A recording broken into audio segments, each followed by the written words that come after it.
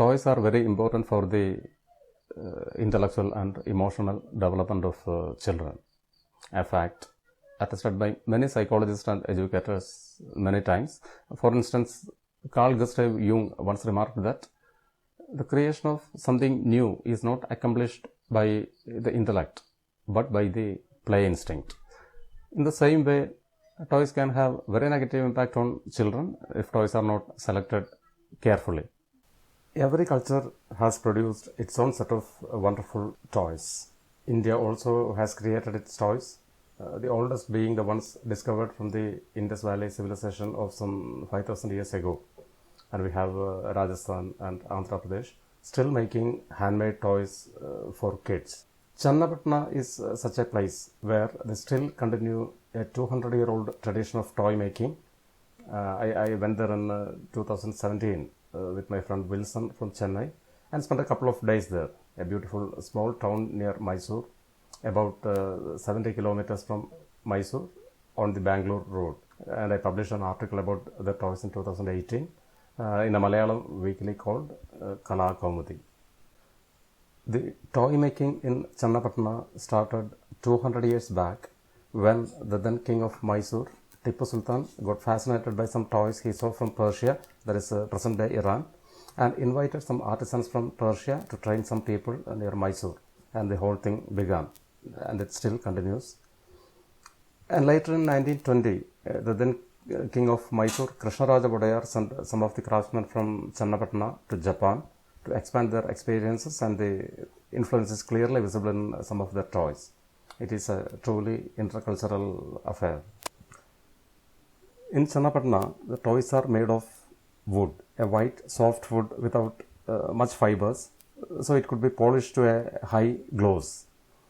And they call the wood Hale Mara, which is Raitia tinctoria. Most of the toys are made on a lathe. The parts of the toys are turned on a lathe and then assembled. So in the beginning they were using hand-driven lathes, but now they have been electrified, as we can imagine. Then the toys are finished with lacquer. Lacquer is a secretion of the insect called lac or lacca, which is semi-transparent and light brown or light orange in color. Traditionally, there were only 5 or 6 colors since they were using only natural pigments. For instance, turmeric for yellow, indigo for blue, and manjishta for red. But now they use commercially available non-toxic pigments also with the traditional pigments in some cases. The pigment is mixed with molten lacquer and dried in the form of small sticks.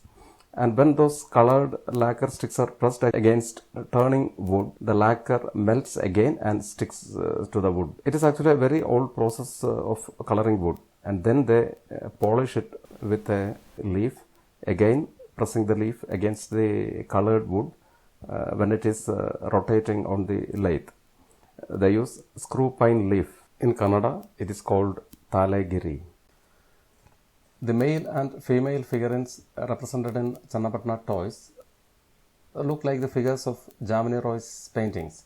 The great Indian artist Jamini Roy drew inspiration from the folk art forms of India, and Channapatna toys also have drawn their inspiration from the age-old folk art practices prevalent across India. And the figurines of Channapatna is stylized, symbolic representation rather than exact replica. And even if children stop playing with them, it could be placed on the showcase as they are truly beautiful. They make different types of toys like horsemen and horsewomen, male and female figurines, different types of spinning tops, rattles, and many other toys. In today's world of competition, it is very difficult for these artists to survive in a dignified manner. And a few years back, the toy making almost come to a standstill, but the Karnataka government's Handicrafts Development Corporation and a trust called Shilpa, that is self-help initiative linking progressive artisans, and a couple of other agencies revived this art and is still thriving. In my trip to Channapatna, I met Shilpa's managing trustee, Sri M. Bhuvadi, and South Indian Producers Association Secretary, Dr. K. Panjaksharam, and both of them expressed unanimously that the government support for this craft is far less than adequate. They find it difficult to procure raw materials, and they find it extremely difficult to market their products. And it is a fact that their product distribution chain is weak, rather non-existent, and actually nobody even knows that a 200-year-old tradition of toy making is still alive and struggling to survive. Now with the efforts of Shilpa and a few others, they could find some market in Europe, and all of the Channapatna toys are made according to the safety standards recommended by the European Union. That is the Toy Safety Directive of European Union. But it is still not sufficient to support the large number of craftsmen engaged in this work. But it is not enough to seek help from the government or some other agencies, but the people of our own land should realize the importance of protecting our own crafts, and it is essential to help each other to go forward harmoniously in this ultra-competitive world. The nature of children's games have been changed over the years with the advancement of technology. As we can see, especially in the urban areas, children are lost on the tiny screens of their smartphones, playing some games designed by some people, sometimes with malicious intentions. It can affect their social, emotional, and intellectual skills in the long run. Nature of the toys also have changed over time, largely because of industrialization. Mass-produced cheap plastic toys are so widespread, and they replaced homemade toys or handcrafted toys from the lives of a larger section of the society. And war machines like guns, tanks, soldiers, etc. have become a recurring theme in the toys designed for boys, and Barbie dolls for girls. Coupled with the aggressive video games they play on their screens, the war machine toys create unacceptable emotional responses and aggressive behaviors in very young boys. And as many psychologists warn, it is not a good thing for them in the long run. And according to some psychologists, Barbie dolls instill a strong sense of inferiority complex among young girls, as Barbie dolls have different body type than the average girls.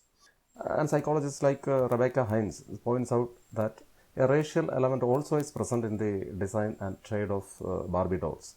And these toys are designed and manufactured by huge multinational companies.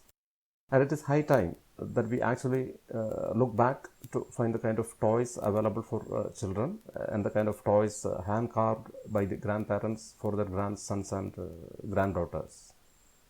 And I think we have to think about Channapatna toys when we are planning to buy toys for our kids. And as of now, it is not very easy to find Channapatna toys in many parts of the country. But I hope that the artists will succeed in expanding their distribution chain so that we can find them much easier than now. Thank you.